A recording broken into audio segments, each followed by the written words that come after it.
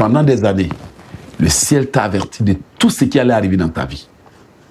Les Écritures disent qu'il parle d'une manière et il parle d'une autre manière. Mais pendant des années, tu es resté indifférent. L'ennemi a agi malgré les avertissements. Les disputes sont arrivées malgré les avertissements. Les divorces sont arrivés malgré les avertissements. Pourquoi? Parce que quand l'ennemi programme une chose, l'ennemi ne programme pas seulement la chose. Dans la programmation d'un malheur que l'ennemi programme, il y a 2 étapes. Alléluia. Dis à quelqu'un, il y a 2 étapes. Parce que cet enseignement va vous sauver. Et ça va être une bénédiction pour un couple qui a été longtemps dans les disputes. Quand l'ennemi programme un malheur, il y a 2 étapes pour finaliser. D'abord, il commence par des rituels. Il commence d'abord par chercher une faute. S'il n'en a pas, il va envoûter les gens pour trouver ce qu'on appelle la légalité. Il veut la légalité. Donc, si lui, il n'a aucune raison de t'attaquer, tout ce qu'il va faire va se retourner contre lui. Donc, la première étape de l'ennemi, c'est déjà chercher un droit légal. En fouillant dans ta vie, en regardant tes amis et autres. Et s'il n'en trouve pas, c'est là maintenant qu'il envoie les démons, les esprits, il envoûte les gens autour de toi. Ton mari pique une crise de colère pour que la colère de ton mari t'affecte. Ta femme a une attitude désobligeante pour que toi aussi tu sois affecté. Or, quand vous êtes vraiment très liés, la colère de l'autre t'affecte rapidement. Ton mari ne peut jamais se mettre en colère et puis tu vas être indifférent. Quand il se met en colère, puisque vous êtes liés, ça t'affecte immédiatement, tu réagis aussi. Quand ta femme serre la mine seulement, tu t'énerves déjà. C'est-à-dire que tu vois parfois visage, attitude, démarche comme ça, tu es déjà en colère. Donc, s'ils n'en trouvent pas, ils vont essayer de chercher la légalité. Et c'est là qu'ils t'envoûtent, qu'ils t'ensorcellent, qu'ils te font n'importe quoi pour te rendre fragile. Tout à coup, des pensées impures viennent. Tout à coup, un ami vient. Tout à coup, quelqu'un est utilisé. Ça, c'est le moment d'envoûtement pour créer, pour ouvrir les portes. On appelle ça ouvrir les portes. Il cherche maintenant à ouvrir les portes. Maintenant, quand il n'ouvre pas de portes, au bout de quelques temps, il est obligé de reculer. Parce que Dieu va le frapper. Il recule. C'est pour ça que vous allez remarquer que les esprits impurs vous ont laissé tranquille. Mais le jour que vous avez eu des conversations avec un homme au téléphone, poum, ils sont venus. Parce que la porte a été ouverte. Le jour que vous êtes énervé, poum, ils vous ont attaqué. Parce que la porte a été ouverte. L'accès a été donné. Alors, après avoir envoûté pour chercher la légalité, là maintenant, ils vont bâtir l'autel de jugement. Pour appeler un démon, pour l'envoyer contre vous. Ou bien pour vous appeler sur leur autel et vous donner les instructions qu'ils veulent. Et c'est à partir de là que vous commencez à faire des rêves où vous mangez, où on vous viole, où vous déféquez, et autres, parce qu'ils sont en train de donner des ordres. Amen. Maintenant, quand ils ont programmé toutes ces choses, par des incantations, par leur truc, ils sont en groupe, parfois ils sont des centaines, parfois ils sont des dizaines.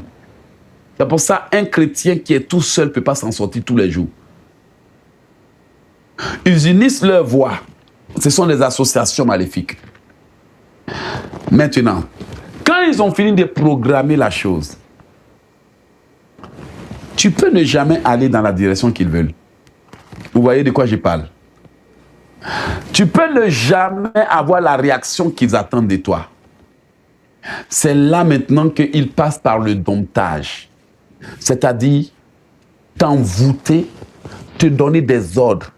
Parler, parler et parler pour que ton esprit même participe à ce qu'ils veulent.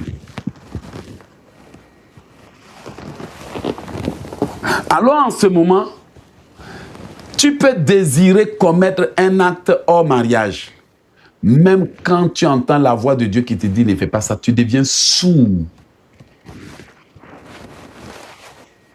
En ce moment, tu commences une dispute avec ton mari qui te dit laisse tomber, calme-toi, calme-toi.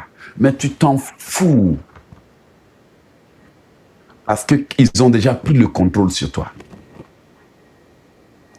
C'est là que tu réveilles ton mari ou ta femme. À 3 heures du matin, 2 heures où il dort tranquillement, tu veux lui parler. Même s'il dit, mais est-ce qu'on ne peut pas parler la journée? Tu t'en fous. En fait, la façon dont ils t'ont envoûté, ils ont donné des ordres, ils ont maudit ta vie, ils ont pris autorité sur ton esprit. Tout ce qu'ils veulent que tu fasses, sauf si Dieu intervient, tu feras avant de t'arrêter.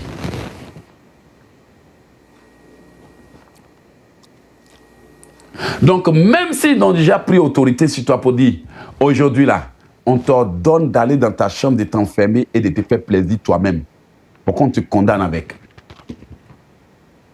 Ils vont te manipuler. Si tu n'es pas fort, tu vas obéir. Même si tu entends une voix qui dit non, ne fais pas, tu t'en fous de ça. Même si ta Bible est là, tu mets la Bible de côté, tu dis à la Bible désolé. Et tu exécutes parce qu'ils t'ont rendu esclave. Maintenant, ça, c'est quand ils veulent faire tomber le chrétien. Et dès lors que le chrétien tombe, vient maintenant la condamnation, le jugement et le verdict. Ils ont eu l'opportunité, ils t'emmènent dans les ténèbres si tu ne te répands pas. Là maintenant, ils prononcent la condamnation. Ils te jugent. Ils te retirent ce qu'ils doivent retirer. Ils ne savent pas qui doivent séparer. Ils veulent condamner ton foyer. Ils vont te pousser à être insolent avec ton mari. Et dès lors que tu as haussé le ton sur ton mari, ils vont prononcer le verdict. La Bible dit, femme, soyez soumise. L'homme est le chef de la famille. Comme elle a osé lever le ton, hausser le ton contre un homme, nous interdisons qu'elle se marie. Et le problème, c'est qu'elle ne se rend même pas compte que ce qui arrive là, ils ont eu le droit légal il y a 10 ans de cela. Quand tu as insulté ce monsieur de tous les noms, tu l'as rabaissé comme s'il ne fallait pas. Tu oublies qu'il a été créé à l'image de Dieu. Et à partir de là, le verdict est tombé. La condamnation est prononcée. Plus jamais elle ne trouvera d'homme dans sa vie. Tous les hommes qui vont venir jouer avec elle et s'en aller. Mais nous interdisons le mariage. Donc le contentieux reste. Tu es une belle femme. Tu te dis, mais avant c'était la même beauté. Maintenant, je suis devenue plus belle. Les hommes venaient, ils pleuraient même pour ma voix. Qu'est-ce qui fait la différence entre avant et maintenant? Avant, ou même tu n'étais même pas assez belle. Mais maintenant que tu es devenue maintenant plus belle, qu'est-ce qui fait la différence? Un contentieux spirituel. Jusqu'à ce que tu fléchisses les genoux pour pleurer devant Dieu, pour toutes les fois que tu as haussé le ton sur un homme. L'homme a parlé, tu as eu le courage de répondre, de l'insulter, de te disputer comme si c'était toi l'homme. Jusqu'à ce que tu te mettes à genoux pour dire à Dieu, voici mon offrande de repentance, que tu pleures pour demander à Dieu la grâce. Mon ami, si tu es promène-toi, les pasteurs vont prendre ton argent bouffé gratuitement. Tu n'iras nulle part. Ah, les choses spirituelles, on ne joue pas avec. Tu vas aller, ils vont te mentir. Tu as vu combien ils t'ont menti? Ma fille, fais ça, ça va aller. Ma fille, fais ça, ça va aller. Ma fille, ma fille. Tu es allé où est ça? Tu n'es allé nulle part avec ça. Les lois spirituelles. Je vous dis la vérité. Si quelqu'un, je vous ai dit, dites à vos frères et sœurs de venir m'écouter. Je suis venu dire la chose, pas pour plaire à quelqu'un, mais pour aider les enfants de Dieu. Tu vas te rendre compte, quand il y a un contentieux spirituel, quand il y a un droit légal, même si tu es une belle femme, tu verras des vieilles femmes se marier, divorcer, se marier, divorcer. Tu te dis, mais cette femme-là, elle a 7 enfants. Mais comment c'est fait? Mon ami, ce n'est pas une question de beauté ni de jeunesse. Loi ou rien. Quand il y a une dette de parole, quand tu as été orgueilleux, quand tu as osé parler mal d'un homme, quand tu as osé insulter un homme, quand tu as osé te moquer d'un homme, Je me rappelle, un monsieur avait une valise avec une vieille veste comme ça, sur Internet. Les seuls ont prié, ils ont commencé à rire. Je les ai reprises. Quand tu as osé te moquer de l'homme, aïe, aïe, aïe, aïe, aïe, tu peux avoir oublié. Mais dans le règne des esprits, le ciel n'oublie pas. Le ciel n'oublie pas. Et là, tu es étonné. Mes amis, entrent dans des relations, ça se gâte, ils rentrent encore dans des relations. Comment se fait-il que moi, je suis sorti d'une seule relation et plus jamais je n'ai eu personne? Parce qu'il y a une dette qui parle contre toi. Il y a un verdict contre toi. Il y a un contentieux contre toi. Il y a une malédiction. Il y a une interdiction. Il y a un décret sur ta vie. Et ça là, si tu ne viens pas pour que quelqu'un qui a le pouvoir puisse enlever, ça la même féticheur ne peut pas enlever. Ils vont enlever pour vendre ton âme au diable. C'est loi contre loi. Et après, tu vas dire, mais je ne comprends pas. Je ne comprends pas. Je ne comprends pas. Mais eux, ils comprennent. Ils comprennent.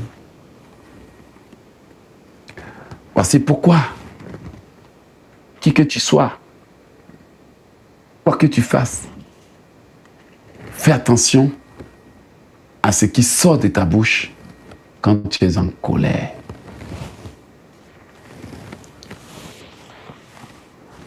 Les gens disent que les paroles s'envolent. Les paroles ne s'envolent pas. Elles restent quelque part. Elles sont écrites quelque part. Et maintenant, comme nous avançons, dans Matin dans les cieux, j'aimerais que tu comprennes une chose. Job 38, verset 12 dit, « Depuis que tu existes, as-tu commandé au matin, as-tu montré à l'aurore sa place ?» Il est important de savoir prier le matin. Et comme je vous l'ai bien dit, souvenez-vous que le matin, ce n'est pas parce que vous dormez que ça veut dire que vos ennemis dorment. Ils ne dorment pas. Ils sont bons dans l'art de décréter, de déclarer, de maudire des gens. Mais, dis avec moi, Dieu merci. Elohim qui s'est été envoyé pour nous enseigner des vérités. Alléluia. Amen. Ok. Là, nous sommes passés à une autre dimension. Si tu ne le sais pas, je te le dis en même temps. Dieu merci. Dieu a envoyé son prophète pour vous. Le matin, peu importe ce que l'ennemi fait, quand tu te réveilles, il y a des envoûtements que tu dois détruire. Quand tu te réveilles le matin, la première des choses à faire, d'abord, avant de commencer à prier pour tes bénédictions, alléluia, Seigneur bénis-moi, Seigneur que ma journée se passe bien, mon ami.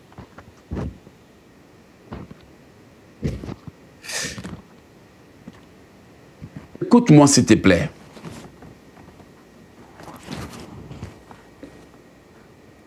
Et je pense que ça va t'aider ce que je vais dire. Si tu te réveilles le matin, lorsque tu pries que ta journée se passe bien, c'est une bonne prière. Mais ce n'est pas la meilleure prière. Amen. Dis à quelqu'un, écoute le professeur.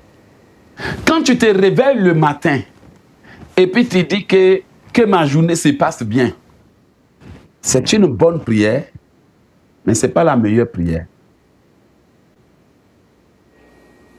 Parce que le jour n'a aucun problème. Mais tu peux déclarer qu'un jour se passe bien si toi-même tu portes les envoûtements de l'ennemi. quel jour va se passer bien? Même si c'est une bonne journée pour les autres, ça sera une mauvaise journée pour toi. Ça peut être une journée ensoleillée, belle pour les autres, prospère, mais toi tu ne prospères pas. Qui est d'accord pour ce que je dis? Amen. Parce que tu ne peux jamais passer une bonne journée si tu n'as pas sur toi un parfum de bonne odeur. Ce que tu manifestes dépend de ce qui est sur toi. Parce que toutes les nuits, tes ennemis t'envoûtent, t'ensorcellent, te maudissent. Toute leur sorcellerie là, c'est sur toi, sur ton nom, sur tes papiers, sur tes affaires, sur ton travail, sur tes finances, sur ton mariage, sur ce que tu dois manger. Ils maudissent tout sans exception. Maintenant, imagine que l'ennemi a maudit tout sans exception ce que tu vas toucher. Et tu commandes le matin. Alléluia, je prends le contrôle sur la journée, mon ami. Tu n'auras aucun contrôle. C'est vrai? Tu seras rejeté. Tu vas faire comme si, ils vont faire comme si tu sens mal. Ça fait combien d'années tu commandes le matin? Dis-moi.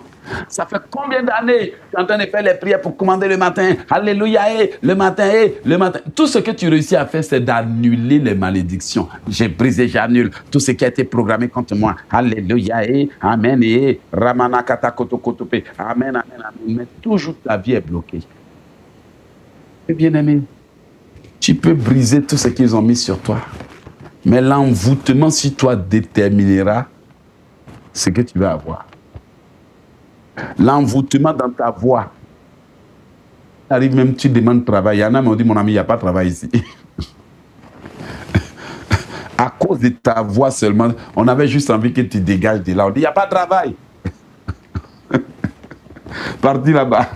Parfois même, tu ouvres la porte, le gardien dit, maintenant vous avez chercher quoi ici? Tu dis, non, j'ai vu, ils ont écrit nous embauchons. Il dit, non, il n'y a plus de travail, ils ont juste oublié d'enlever le nous embauchons. Ah! J'ai donné conseil à quelqu'un. Avant d'aller à l'ambassade des États-Unis, il faut déménager. La personne ne m'a pas écouté. Quand ils sont arrivés à l'ambassade des États-Unis, le gardien a regardé la dame et puis sa fille pour dire, hey, vous ne rentrez pas ici. C'est juste un gardien, même pas un consul. Même pas. Le gardien les a regardés jusqu'à... Il dit, tout le monde passe sauf vous. La dame m'a appelé et dit, c'est même le gardien. Le gardien vigile. Le vigile n'était pas de bonne humeur. Il dit, vous ne rentrez pas ici. Et ils ne sont pas rentrés. Le vigile. Donc, écoutez le professeur. C'est pour ça que quand vous vous réveillez le matin, commencez par bénir le nom du Seigneur. Soyez reconnaissants. Amen. Soyez reconnaissants.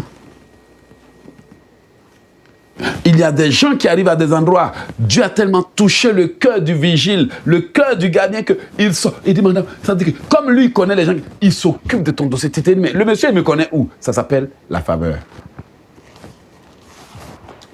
Il te reçoit. Parfois, on dit, c'est fini. Il dit, non, ne t'inquiète pas, je vais parler à mon patron pour toi. Ça s'appelle la faveur. Mais pour bénéficier de cette faveur, vous devez apprendre à prier. Vous devez apprendre à avoir des relations avec Dieu. Vous devez apprendre à briser les envoûtements. Parce que pendant que vous dormez, vos noms sont dans la bouche de quelqu'un. Alléluia. Est-ce que quelqu'un partage pour la gloire de Dieu? Parce que pendant que vous dormez, votre projet que vous avez annoncé, quelqu'un est en train de saboter, casser, bloquer, renverser, annuler. Pendant que vous dormez, l'homme que tu dis qu'il t'a fait du bien, quelqu'un dit, je prends son visage pour venir te violer. Ton pasteur que tu dis que tu aimes, que tu apprécies. Ils prennent ton visage pour aller attaquer. Et le gars dit, mais attends, cette sœur-là que je suis en train d'aider, je l'ai vue dans mes rêves, en train de pratiquer la sorcellerie. Mais le vrai sorcier est assis quelque part là-bas. Alors, après, on commence à se méfier de toi, bien-aimé. On commence à te regarder. Et le pire, l'estime qu'on avait pour toi commence à baisser.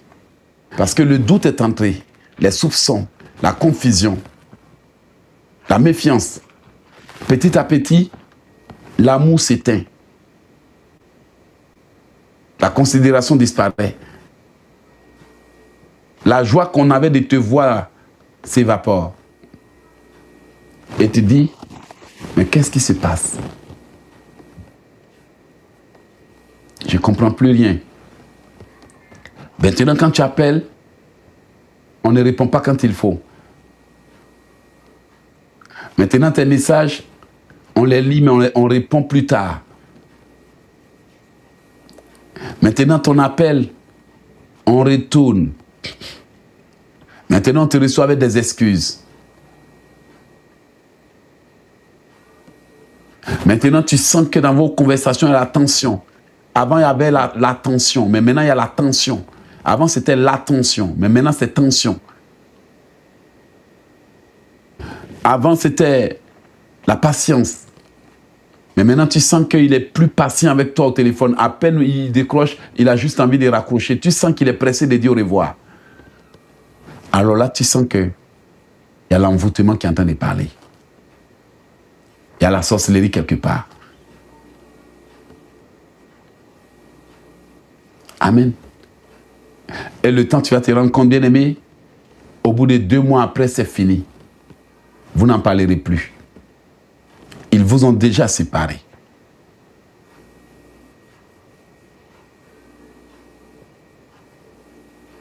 Et ils le font minutieusement. Mais il y a une âme redoutable. Une âme redoutable que je vais te donner. Cette âme est tellement redoutable. Combien de femmes sont-elles parties? Vous savez que dans mon ministère, j'ai aidé beaucoup de personnes. Par la grâce de Dieu.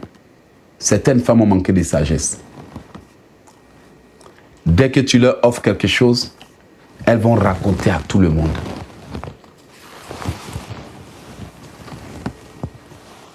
Amen. Il m'a offert tel cadeau. Il m'a payé un billet d'avion. Il a pris soin de mes enfants. Il m'a loué une maison. Et les gens entendent. Ils disent, mais moi je le connais, je n'ai jamais rien eu de tout ça là. Comment se fait-il que toi, il te bénisse comme ça? Il t'offre ce téléphone, il te donne ses tablettes, il te donne son ordinateur, il t'achète une voiture, il te donne les moyens pour un commerce. Comment se fait-il? Et du jour au lendemain, la personne commence à avoir un comportement, une attitude. Et tu lui fais une petite remarque. L'orgueil. L'orgueil.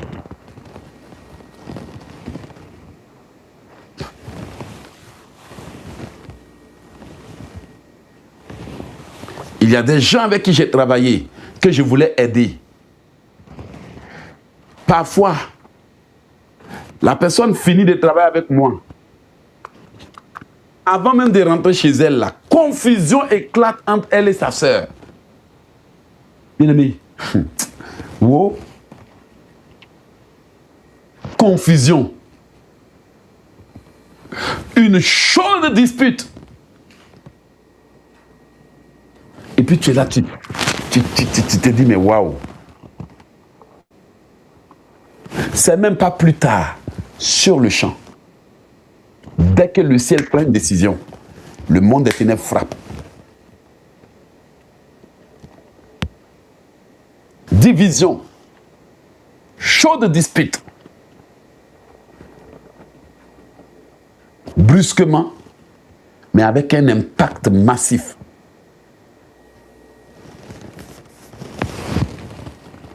Et j'ai commencé à voir que tous ceux que j'ai aidés, l'ennemi a commencé à les séparer. Parce qu'ils prennent et puis ils vont publier. Ils parlent trop.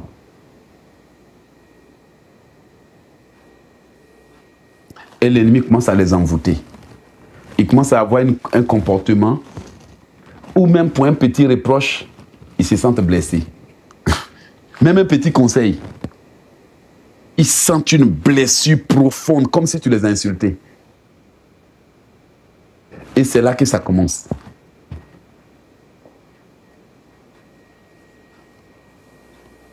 Et le pire, c'est que quand l'envoûtement se sépare, ça déconnecte pour toujours.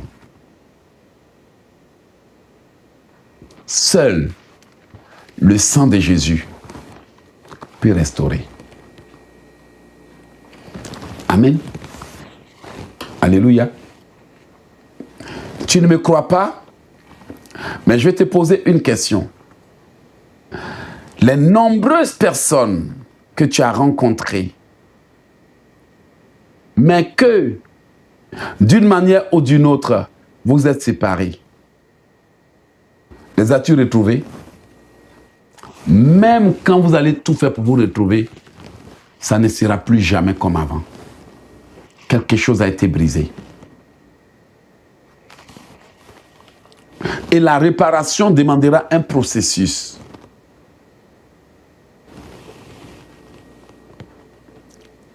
Ça peut prendre une semaine. Mais il faut savoir prier. Parce que ce qu'ils ont fait, c'est retirer l'amour de son cœur. L'amour de toi. Remplacer l'image de quelqu'un d'autre qu'on a mis à sa place avec ton image. Ça, ce sont les niveaux de prière qui ne sont pas pour les enfants, les bébés spirituels, qui cherchent juste une bénédiction rapide. Il suffit que le remplacement est fait, c'est fini. Il reviendra.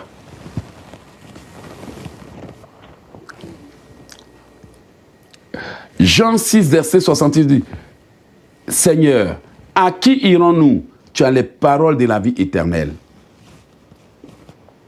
Voici pourquoi je devrais vous apprendre à prier. » Alléluia. Pour que vous puissiez apprendre à protéger vos vies.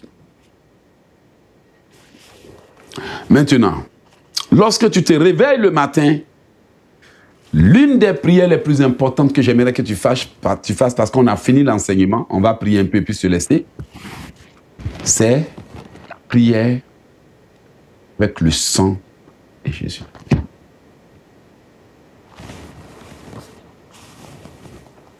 Ça, n'oublie jamais.